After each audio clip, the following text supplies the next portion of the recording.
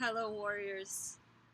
I'm in Brussels in my terrace and I am sick. And the reason why I am here talking to you and I'm not in my bed is because I don't have the flu, I don't have fever. I have some kind of stomach problem. And this can either be a stomach infection or just a little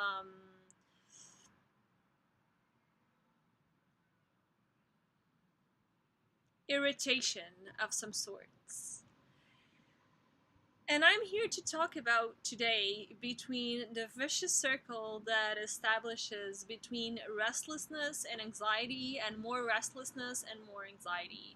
And this is because what I have is most likely due to stress. So let's begin with how it started. So I I started having these really bad cramps. I went to the doctor. He gave me something. It didn't work. It started getting really bad, and I had to go to the ER.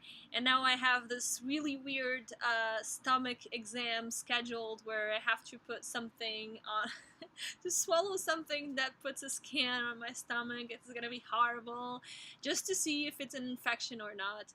But basically, when I got to the ER, the person who was there immediately asked me, "Are you having a lot of stress in your life?" And I said no, because I didn't think I was having. I mean, I had periods in my life where I was more busy, where I don't know, my job was more challenging. I was running around and I had people screaming at me all the time.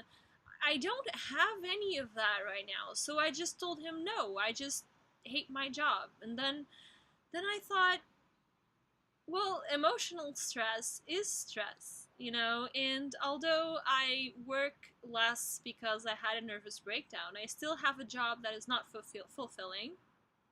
My housing situation is not good. I'm not satisfied, and I have other things in my life going on. So yes, I have stress, and it seems that I've been denying it so bad that my body manifested itself, and now there's no way of denying that I have too much stress and I have to slow down.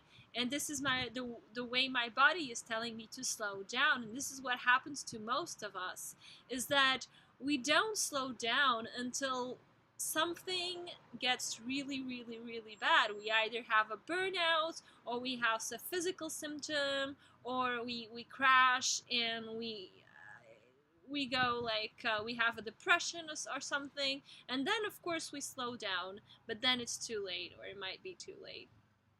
So I took a bit of a sick leave, and I was at my house, and for the first time in a long time, and that's what I was noticing, was that for the first time in a long time, I was on a free day and I was doing nothing. I was just in my house reading and watching stupid series. And that's really impressive. And that day I had a Skype meeting with my therapist, and she was like, "Well, you look too calm. That's not normal." And I was thinking, yeah, because normally on my free days, I'm running around all the time. I'm either seeing friends, and I'm either shopping, or I'm doing something. And there's always something that I have to do.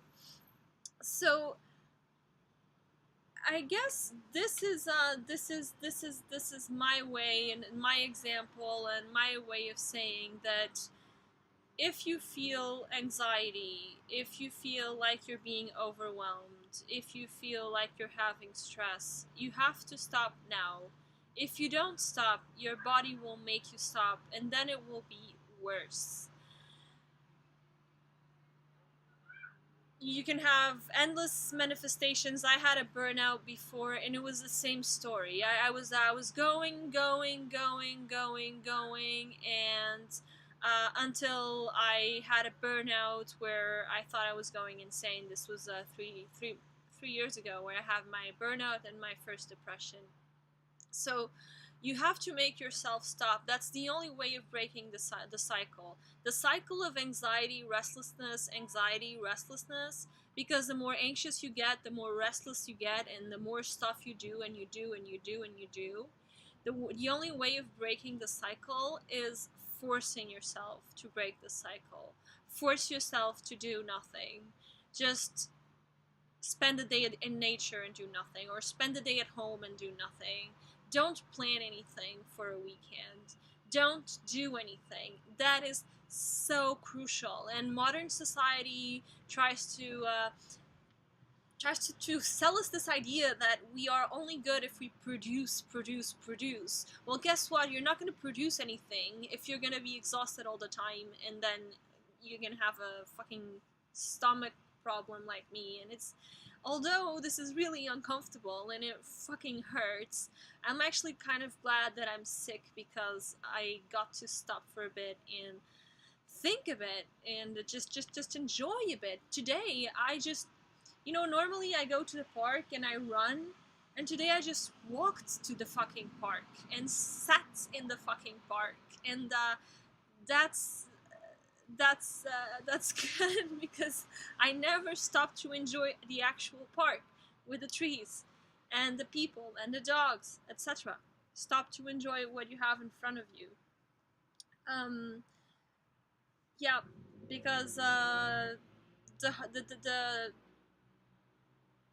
the later you stop, the harder it is to recuperate. So I think, yeah, maybe even we should have one day a week where we would do nothing, and we would just stop and think about our lives. Are we making the right choices? Are we going the right way? Maybe not. In my case, I have to take a decision. But that's it. That's it. Because even on some people, and if you're like me, even on my holiday, I'm doing stuff. I'm hiking. I'm going to one place to the other, and even on my holiday, I had to make myself stop and just do nothing for a bit, because I was just planning and planning and planning and planning. So break the cycle. Break the cycle before it's too late. Make yourself break the cycle. You're not less than anyone if you have 3 days where you don't do nothing, or you take a mental health day, or you're not less than. That's like society is trying to sell us that if we are working 60 hours a week, then we're great. Like my ex-boss used to tell me that, yeah, I work 70 hours a week, and when I was like you, I would work I don't know how many hours, like as if it was a fucking achievement. It's not an achievement. It never was an achievement. People before us didn't used to live like this. We are not designed to live like that. It's not a fucking achievement. An achievement is can be many things. Can be many things, but it's not working yourself to the point where your